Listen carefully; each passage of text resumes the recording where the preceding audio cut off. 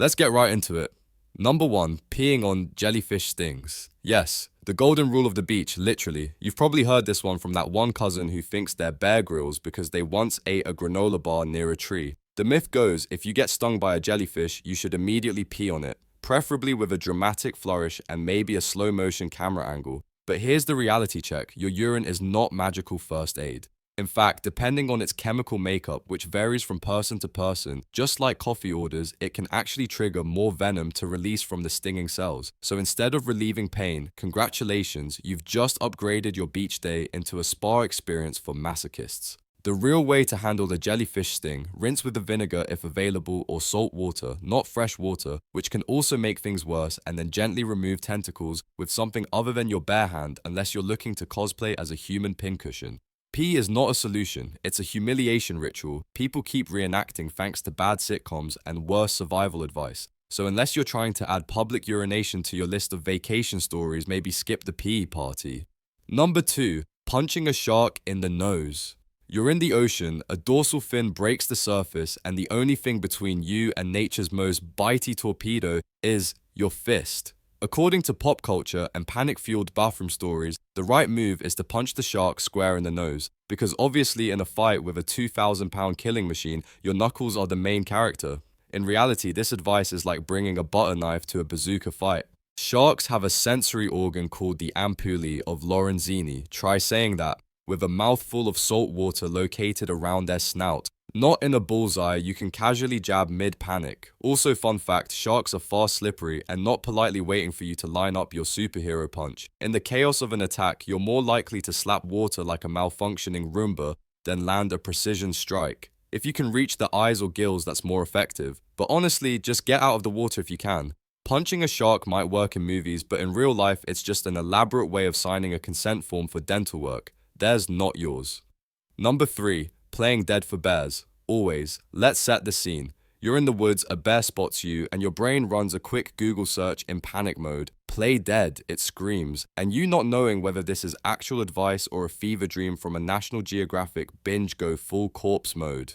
Here's the catch, playing dead only works for grizzly bears, and even then only if they're acting defensively, like you startled them or wandered too close to their bear cub PTA meeting. But if it's a black bear, playing dead is basically handing them a free sample of human jerky. Black bears are more likely to see that as an opportunity rather than a deterrent. The better move. Make yourself big, loud, and very unappetizing. Think of it like acting in an off-Broadway play where your role is unhinged lunatic with a death wish. Wave your arms, shout, and back away slowly. Running just makes you look like a squeaky snack on legs. So yes, play dead sometimes. Just make sure you're reading the bear's resume first. Number 4, sucking out Venom, time to ruin another movie moment. You've seen it, someone gets bitten by a snake and the hero drops to the ground and immediately starts sucking the venom out like they're sipping poison through a biological straw. Very noble. Very dramatic. Very wrong. Here's the science. Once venom enters the bloodstream, it spreads fast. Trying to suck it out does not remove the toxin, but it can introduce bacteria from your mouth into the wound. So not only are you not helping, you're giving your friend a bonus infection. Yay, teamwork. Plus, unless you have a vacuum seal for a mouth and the reaction time of a hummingbird on espresso, you're not removing anything meaningful. And if you accidentally swallow any venom, well, now you're both having a bad day. The actual protocol: keep the bitten area still and below heart level, remove any tight clothing or jewelry, and get medical help immediately. Do not suck, do not slice, and do not turn into a Western movie extra. Basically, you're not a venom vampire and you shouldn't try to be one.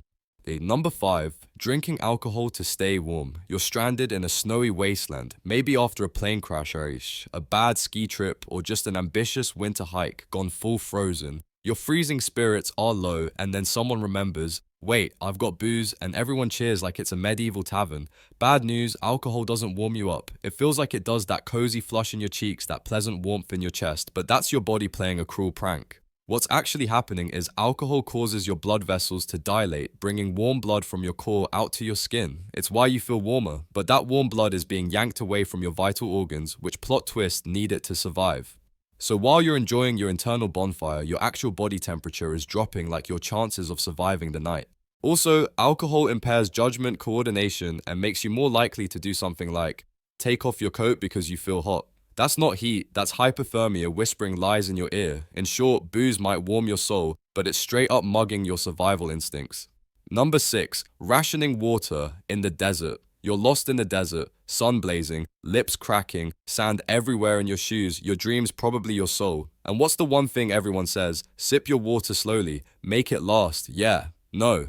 If you're truly dehydrated and trying to survive high heat exposure, your body doesn't want polite little sips, it wants actual hydration. Hoarding your water and drinking tiny amounts just means your body continues to shut down while you play a slow motion game of how to become beef jerky. Experts actually recommend drinking enough water when you need it, because staying hydrated gives you energy to walk, think, and not hallucinate that a cactus is talking to you.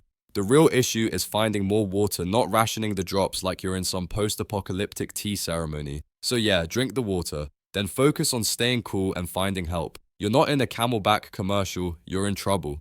Number 7, wait 24 hours before reporting a missing person. It's the worst case scenario. Someone you love hasn't come home. Your gut is screaming something's wrong, but you hesitate because somewhere deep in your brain is this toxic little myth. You have to wait 24 hours before reporting a missing person. Let me say this loudly. No, you do not. This idea is leftover TV garbage, a myth that survived decades of police procedurals and crime dramas. In reality, the first few hours after someone goes missing are the most critical. The longer you wait, the colder the trail gets. Time is not your friend. Especially for children or vulnerable adults, law enforcement wants to be notified immediately. If someone's missing and it's out of character, don't second guess yourself because of some outdated trope. Make the call. Be the annoying one. Be the overreactor. You might save a life. Delaying action, because that's the rule, is like watching your house catch fire and saying, let's give it a few hours and see if it puts itself out.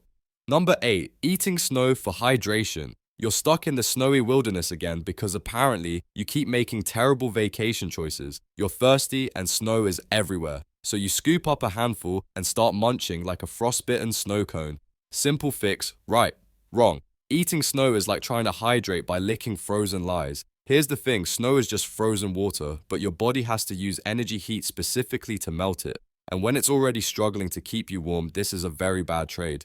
You're losing core body heat just to get a few drops of lukewarm nothing, plus snow isn't always clean. Think bacteria pollution and animal additives you really don't want in your digestive tract. If you must use snow for water, melt it first. Use fire body heat or the sun, anything that doesn't turn your stomach into an internal freezer. Otherwise, you're basically choosing dehydration and hypothermia. Snow may look like water's gentle cousin, but in a survival situation, it's just ice-cold betrayal.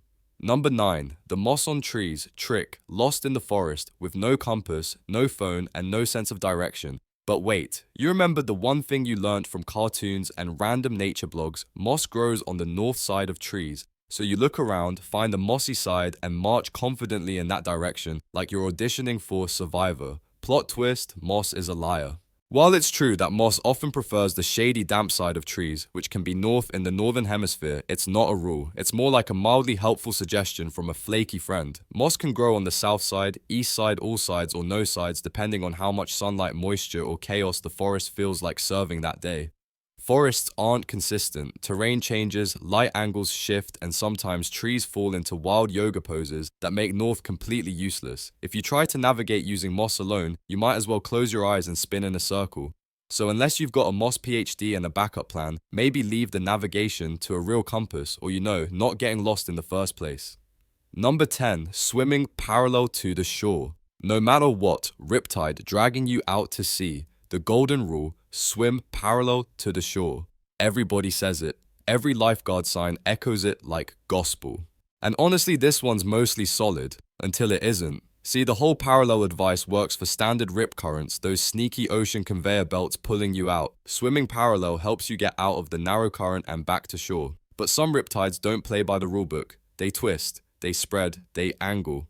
Some are like angry spaghetti noodles of doom, and swimming sideways just gets you deeper into trouble. Also, in a panic parallel can be a geometry problem your brain is not equipped to solve, and if you're already exhausted, swimming at all might be a mistake.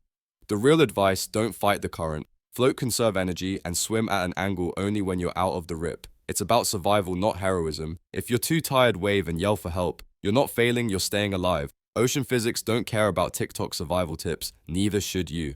Number 11, you can suck the poison out of anything. We already debunked snake bites, but let's widen the playing field because, for some reason, people think you can just suck out any poison like you're some kind of human Brita filter. Spider bites, scorpion stings, mystery berries from your backyard, apocalypse garden, just pucker up and start extracting like a flesh vacuum, right? Wrong again, Venom cowboy. Unless you're actively trying to get poison in 2 people instead of 1, this is a hard no. Your mouth is full of bacteria, your friend's wound is open, the math adds up to infection city, not to mention many toxins, especially from insects and plants, act fast and systemically, meaning the moment you're thinking about what to do, the poison has already RSVP'd to every organ party in your body. And don't even think about using one of those suction kits from the camping aisle. Multiple studies say they're about as effective as whispering affirmations at the injury.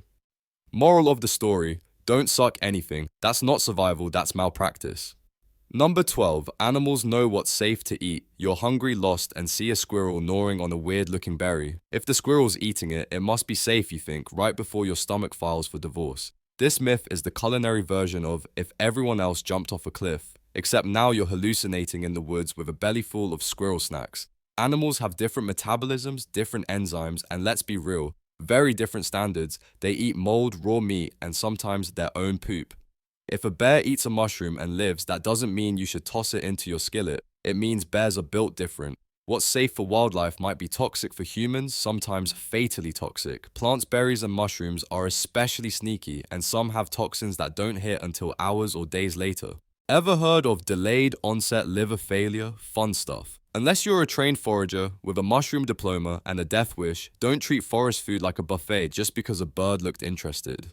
Number 13, shelter first, then fire, then water. Okay, so you're dropped into the wilderness with nothing but your wits and maybe a questionable multi-tool you bought on clearance. You've read survival guides, you've watched reality TV, you know the holy trinity of survival: shelter, fire, water, in that order, always. Except, maybe not. This rigid hierarchy sounds great in theory, like a checklist for surviving a camping-themed apocalypse, but survival isn't one size fits all. Prioritizing shelter over everything can be smart, if it's below freezing or there's a monsoon rolling in like nature's personal grudge. But if it's 90-degree sunny and you haven't had water in 10 hours, you're baking yourself into human jerky while building a deluxe leaf fort. And let's not forget, if you don't have water, you can't make a fire. No fire, no clean water. And no clean water, you're on the fast track to dehydration, hallucinations, and talking to trees like they're your co-workers. The real rule, assess the situation, adapt. Sometimes it's water first, sometimes shelter, sometimes just screaming into the void and hoping a rescue chopper hears it. Because survival isn't about perfect order, it's about not dying in the dumbest possible way. Number 14, if you're lost, stay put, always. You're wandering a trail, realize you're lost, and hear the golden advice echo in your head, stay where you are. Sounds logical. After all, if you wander, you might get more lost. But here's the thing, sometimes staying put turns you into a stationary cautionary tale. The stay put rule works if someone knows you're missing and if help is on the way. It assumes you've told a responsible adult, not your flaky roommate, where you were going and when you'd be back. It assumes the search party is actually searching. But if you didn't tell anyone, if you're somewhere remote, if your phone is deader than your optimism, then staying put means dying politely in one spot. The better move leaves signs of movement. Mark your trail, head toward known landmarks if you've seen them. Look for running water because rivers often lead to civilization. Don't go full wanderlust, but don't go full statue either. Basically, don't trust rules made for ideal scenarios when your situation is clearly starring in a budget horror movie. Number 15, you can just drink from a stream. Ah yes, the babbling brook, nature's Brita filter. Looks clean, sounds soothing, and you're so thirsty that sipping from it feels like your birthright. But spoiler alert, that crystal clear mountain stream is a microscopic rave for Giardia cryptosporidium and other gut-wrenching guests. Just because water looks pure doesn't mean it's not hosting an invisible pathogen party. Animal waste, decaying organic matter, upstream campers, peeing with abandon, it all adds up to liquid roulette. You might feel fine for a day or two, then your digestive system files a complaint with the universe. Violent, relentless diarrhea in the wild, not ideal. Dehydration on top of dehydration. Now you're drinking your own tears, and guess what? Those aren't sterile either. So unless you're packing a filter purification tablets or a really convincing prayer, do not trust open water. Nature is not your friend. Nature is a shady landlord with contaminated plumbing. That's all for today. I'll be making similar videos in the future. Subscribe to see them.